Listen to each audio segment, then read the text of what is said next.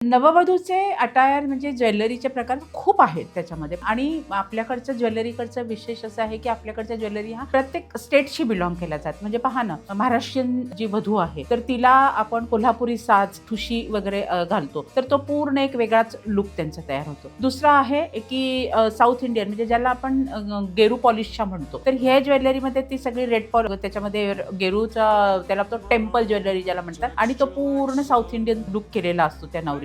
तिसरा जो आहे तो तुमचा जडाऊ ज्वेलरी, म्हणजे ज्याच्यामध्ये रुबी, पाणी, पाचू अशा प्रकारचे स्टोन वापरलेले असतात आणि ती हेवी वेटची असते आणि ती एकदम राजस्थानी लुक देत असते. चौथा प्रकार जो आहे तो अँटिक ज्वेलरी. अँटिक ज्वेलरी म्हणजे जे ब्लॅक पॉलिश मध्ये असतं आणि तो पूर्वीच्या राजे राजवाड्यांचे म्हणजे जे महाराण्यांचे वगैरे जे असतात ना, तर तो लुक त्या नववधूला देतो. आणि पाचवा म्हणजे आहे तो डायमंड ज्वेलरी जो आहे तो वेस्टर्न ह्याच्यावरती जातो, म्हणजे जो ख्रिश्चनच्या कम्युनिटीमध्ये वगैरे हे जास्त वापरले जातात. हल्ली तर सगळीकडेच डायमंडचे पण वापरायला लागले, रिसेप्शन म्हणा अशा इव्हेंटमध्ये. पण नववधूमध्ये प्रख्यात किंवा रेग्युलर असे चालणारे हे 5 लुक आहेत की जे सगळीकडे घेतले जातात.